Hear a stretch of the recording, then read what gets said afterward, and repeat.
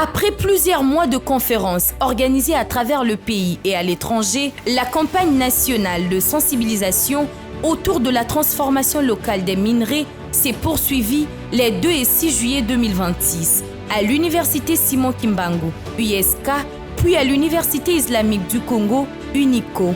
À cette occasion, les députés nationaux Thierry Mulumba Mpandangila a de nouveau réuni plusieurs centaines d'étudiants, d'enseignants et des chercheurs autour de sa proposition de loi sur la transformation locale et le développement des chaînes de valeur des substances minérales, désormais connue sous l'appellation de loi Mpandangila. Transformation locale, vous comprenez ce que ça signifie? Ça signifie que les substances minérales que possède la République démocratique du Congo, notre proposition de loi veut que ces substances minérales soient transformées localement. Ça signifie ici en République démocratique du Congo. Placé sous le thème « Transformer localement pour développer durablement », ces 2 conférences s'inscrivent dans la continuité d'une vaste tournée académique menée dans plus d'une dizaine d'universités congolaises, de Kinshasa au Grand Katanga, en passant par l'espace Kassai, mais également auprès de la diaspora congolaise aux États-Unis et en France.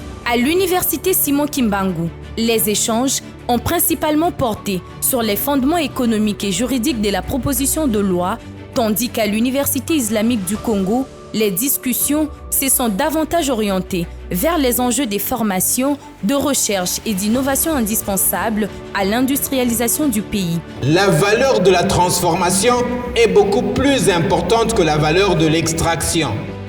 Le produit à l'état brut ne vaut que 10% de sa valeur, pendant que, après sa transformation, c'est 90% de la valeur du produit minier qui correspond à la transformation. Devant des amphithéâtres combles, l'élu de Damba a replacé le débat dans les contextes de la transition énergétique, de la révolution numérique et de la compétition mondiale pour les minerais critiques et stratégiques.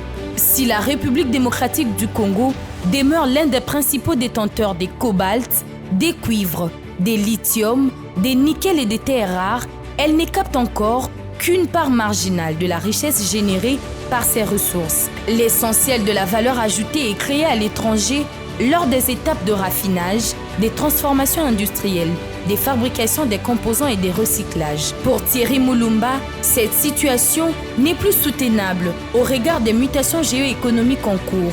La montée en puissance de l'intelligence artificielle, des technologies numériques et des énergies propres entraîne une explosion de la demande mondiale en minerais stratégiques, ouvrant à la RDC une fenêtre historique pour gravir les chaînes des valeurs mondiales et transformer son potentiel géologique en puissance industrielle. Les grandes fortunes industrielles ne se construisent pas dans l'extraction des matières premières, mais dans leur transformation. Le code minier n'encadre que les activités qui concernent la prospection, la détention des titres miniers, des droits miniers et l'extraction, et elle s'arrête là.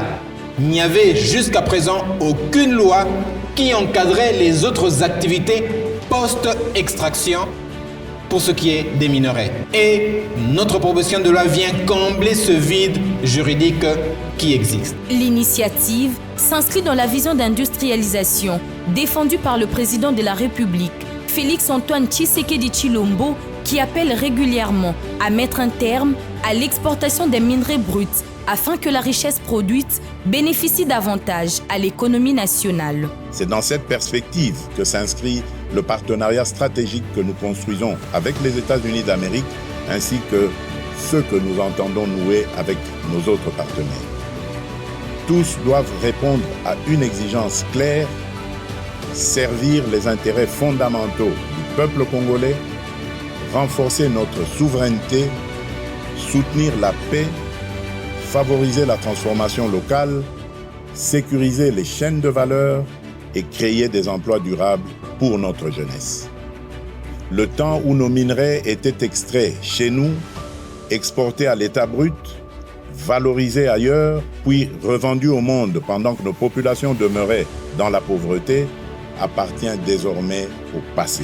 Les conférences ont également servi de tribune pour promouvoir les concours interuniversitaires nationaux Mpandangila, dont la première demi-finale, organisée le 9 mai dernier, a mis en lumière la qualité des projets portés par les étudiants congolais. À cette occasion, le professeur Jean-Paul Tsassa a annoncé la tenue de la deuxième demi-finale le 15 août 2026 avant la grande finale nationale prévue le 10 octobre. Les étudiants de toutes les facultés sont intéressés, que vous soyez en théologie. Vous pouvez aussi amener vos idées concernant la transformation, que vous soyez en sciences informatiques, sciences de l'information, en droit ou en économie, vous êtes concernés. Les échanges se sont conclus par une séance de questions-réponses particulièrement nourrie. En quoi cette proposition de loi garantit-elle que cette transformation locale profitera réellement aux citoyens congolais et pas seulement aux grandes entreprises?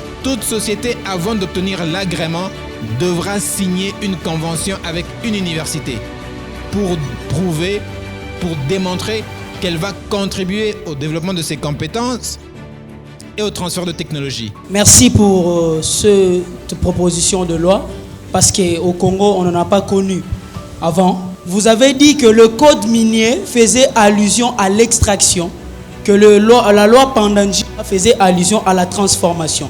Alors si la loi Pandandji a complété les codes miniers, pourquoi pas revisiter seulement le code minier au lieu de créer toute une loi à part entière?